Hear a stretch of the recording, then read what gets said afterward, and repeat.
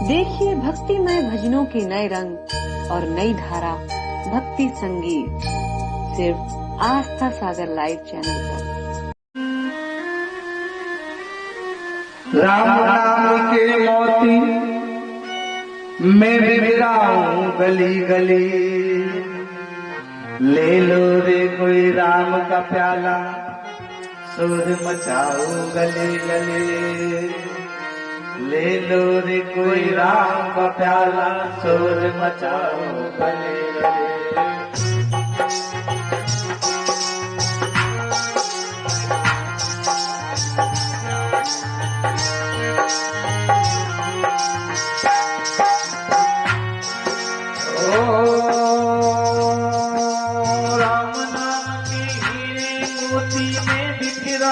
गली गली ले लो रे कोई राम का प्याला बिखराऊं गली गली।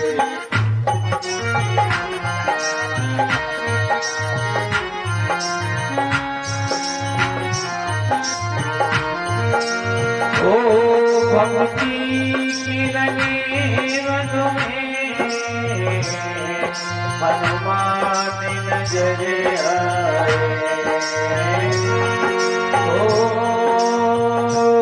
जब फाड़ दिया सीना श्री राम नजर आए। ओ राम नाम के हीरे मोती बिखराऊं गली गली, कोई राम की प्यारे सुर मचाऊं गली गली। मोतियों की जो थी माला रत्नों से शोभित थी, नाराम दिखे उसमें हनुमान की अतियों से, जब फाड़ दिया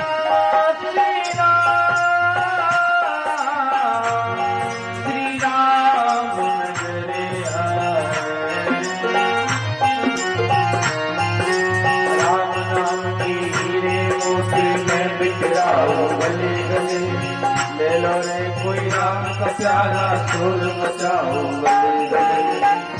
ओ गली गली गली। बोल शुभदेव भगवान की। भगवत रूपी कृपा के पात्र के साधन अगर बनना है तो भगवान की कथा प्यारे मन से सुननी होगी, क्योंकि मेरा नाम मन में विराजमान होता है। अगर आप सबने मन से अभी तक कथा सुनी होती तो जो पंडाल खाली नहीं होता।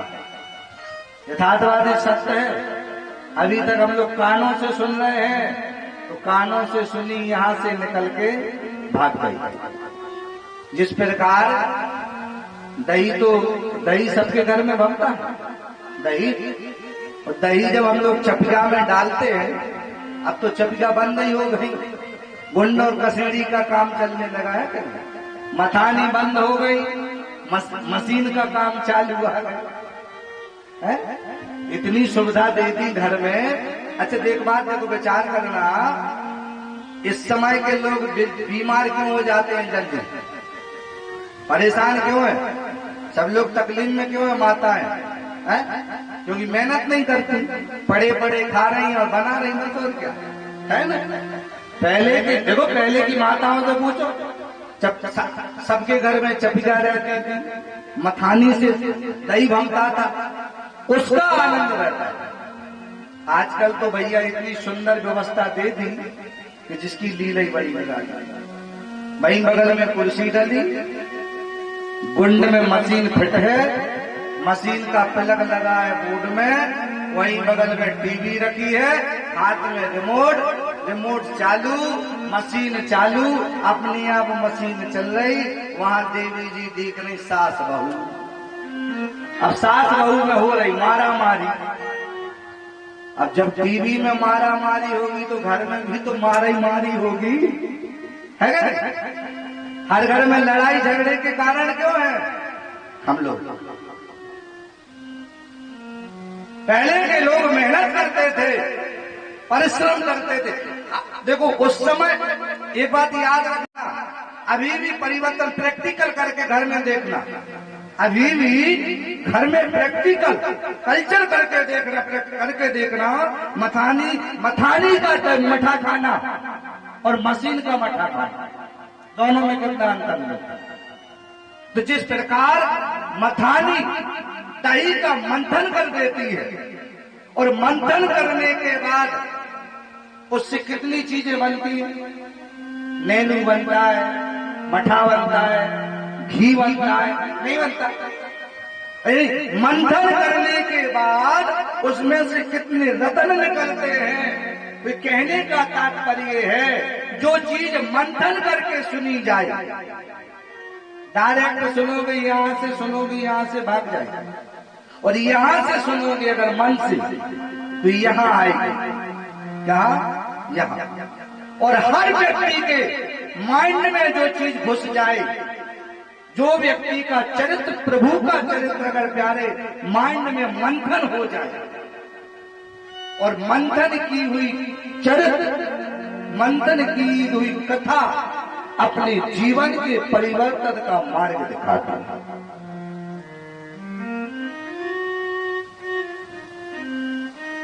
सच्चिदानंद रूपाय विश्वोत्पत्त्यादिहेतवे तापत्रयो विनाशाय श्री कृष्णाय वयं नमः।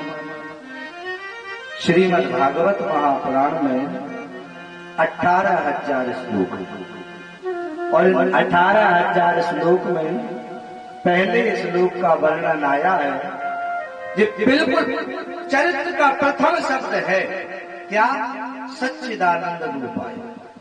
वैसे तो भागवत जी के 4 शब्द हैं, भा, गा, वा और ता, लेकिन इन 4 शब्दों के पहले 2 शब्द और जोड़ दिए पूज्य वेद व्यास जी, श्री और मद।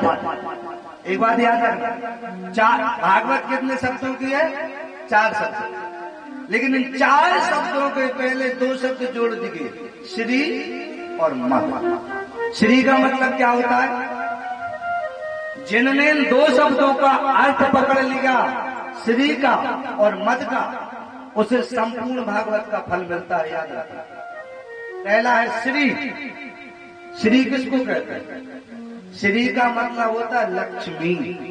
श्री क्या है, लक्ष्मी। मद किसको कहते हैं, मद का मतलब होता है घमंड, अभिमान। अच्छा एक बात बताओ, वेद व्यास जी ने भागवत के पहले श्री और मद का परिवर्तन क्यों किया, श्री और मद को लिखा क्यों? भागवत कहती है श्री यानी लक्ष्मी, मद यानी घमंड। जिसको लक्ष्मी रूपी संपत्ति का घमंड आ जाए उसे भागवत सुनने का अधिकार नहीं है। संपत्ति का कभी घमंड नहीं करना, राज्य का कभी घमंड नहीं करना, वैभव का कभी घमंड नहीं करना, परिवार का कभी घमंड नहीं करना, क्योंकि राज गया तो कुछ नहीं गया, राज गया तो कुछ नहीं गया, स्वस्थ गया तो थोड़ा सा गया। अगर जैसे बीमार हो जाओ तो थोड़ी देर के लिए लोगे, दवाई लोगे, गोली ले लोगे, डॉक्टर से अपना इलाज करवा लोगे, तब बिल्कुल फिटफाट हो जाओगे, ठीक ठाक हो जाओगे। राज गया कुछ नहीं गया, स्वास्थ्य गया थोड़ी देर के लिए गया, और अगर जीवन का चरित्र चला गया तो समझो सब कुछ चला गया। चरित्र जीवन में कभी नहीं खोना। एक के साथे सब सदे, सबके साथे सब जाए। जीवन में क्या, बिल्कुल मत कभी संपत्ति का घमंड, क्योंकि सबसे, अगर हम लोग भागवत सुनते हैं कथा को सुनते हैं, प्रभु के चरित्र को श्रवण करते हैं, भगवत रूपी चरित्र का पान करते हैं, तो सबसे पहले मद का पतन करना है। यानी हम लोग अपने जो अभिमान में रहते हैं, हम उस अभिमान का खंडन, उस अभिमान का मर्दन करना। क्योंकि भगवत की कथा में ये जो पंडाल है ना, इस पंडाल में कोई लंबड़दार आ जाए, कोई कलेक्टर आ जाए, कोई थानेदार आ जाए, कोई विधायक आ जाए, यानी कोई भी आ जाए, अगर वो मद के अभिमान से पंडाल में आया तो उसे भागवत का कोई फल नहीं। क्योंकि एक दरबार ऐसा है,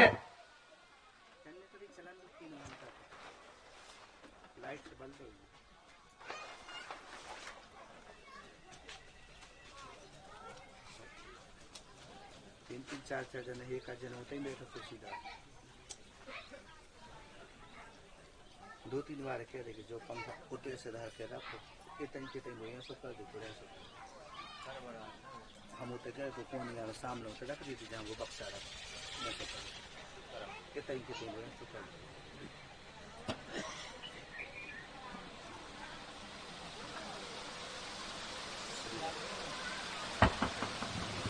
जय जय श्री राधे। बोल श्री गुरुदेव भगवान की जय।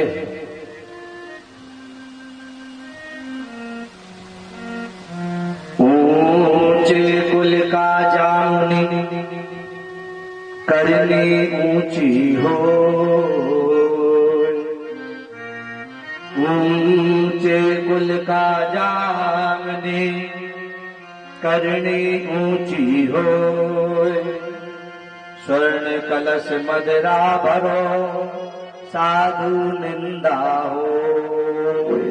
कितने से कितना बड़ा तपस्वी क्यों ना हो, कितने से कितने बड़ा विद्वान साधु क्यों ना हो, और अगर आपने उसके हाथ में मदरा का कलश है, मदरा जानते हो, शराब, भले वो नहीं पीता हो, भले वो कुछ नहीं करता हो, और अगर वो मदरालय के सामने खड़ा हो तो उसमें भी लोग दाग लगा देते हैं कि ये साधु भली है, लेकिन मदरालय के सामने खड़ा है, मदरा का सेवन निश्चित करता होगा। ऊंचे कुल का जामनी, ऊंची करनी, यह जरूरी नहीं है कि नीच कुल में जन्म लेने वाला व्यक्ति नीच ही पैदा हो सकता है, और यह जरूरी नहीं है कि ऊंचे कुल में जन्म लेने वाला व्यक्ति ऊंचे कुल को सर्वश्रेष्ठ कर सकता है। ऊंचे कुल में जन्म लेने वाला भी व्यक्ति अपने कुल को दाग लगा सकता है, और नीच कुल में जन्म लेने वाला भी व्यक्ति अपने कुल का नाम रोशन कर सकता है।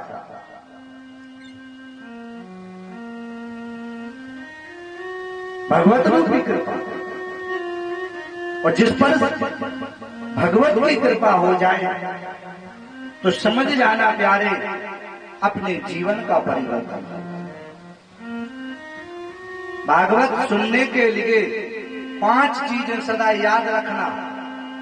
और मैं तो व्यासपीठ पे बैठा हूं, मुझे जनता से कोई परवाह नहीं, कोई आए या ना आए, लेकिन एक बात सदा नोट कर ला, जिसके घर में बूढ़ा व्यक्ति है, और अगर बूढ़ा व्यक्ति घर में है और अगर उसे आपके सहारे की जरूरत है, चाहे आपकी माँ हो, चाहे आपका पिता हो, घर में अगर कोई व्यक्ति ऐसा है कि जो आपके सहारे है, और अगर आप उसको वहां तड़पते हुए छोड़कर पंडाल में आ जाओगे, उसका कोई फल नहीं है, कोई फल नहीं।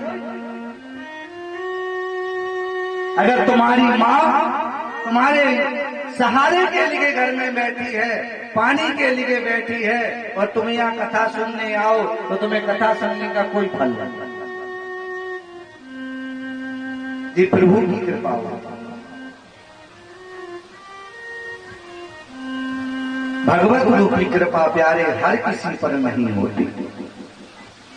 अगर भगवत की कृपा को पाना है, मद का पतन करना होगा, घमंड का मर्दन करना होगा, तब हम 4 शब्दों में प्रवेश कर सकते। भागवत, भागवत जैसा तो कोई शब्द है नहीं। मूल जिस भागवत के अंदर भगवान कृष्ण की वांगमय मूर्ति स्वरूप समाहित हो, इसे वेद नहीं समझना, इसे पुराण नहीं समझना, इसे कागज का टुकड़ा नहीं समझना, कागज का पन्ना नहीं समझना।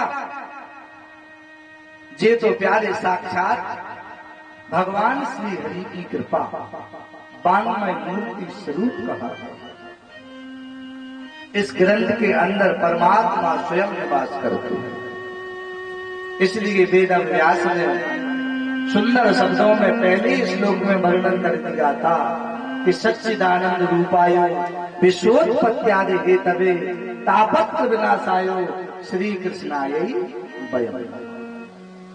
एक ही शब्द में संपूर्ण चरित्र का बखान।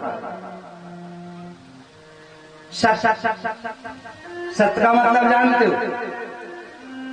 वेद कोई भी पुराण हो, हर पुराण में अंत में लिखा रहता है सत्यम शिवम सुंदरम। हर पुराण में लिखा रहता है सत्यम परमो धीमहि। हर सत्य का मतलब है सत्य को पहचानो, सत्य बोलने की कोशिश करो, सत्य को समझने की कोशिश करो, सत्य को महसूस करने की कोशिश करो, सत्य के मार्ग पर चलो, जैसे कहते हैं सत्य। और चित देखो पहले श्लोक और सच्चिदानंद रूपायो, सत्य का मतलब है सत्य को पहचानने की कोशिश करो। चित का मतलब, चित का मतलब क्या होता है? इतनी कथाएं आप सबने सुनी है, चित का मतलब होता क्या है? चित का मतलब नहीं, हम लोग नहीं कहते। आज हम भगवान के मंदिर में गए थे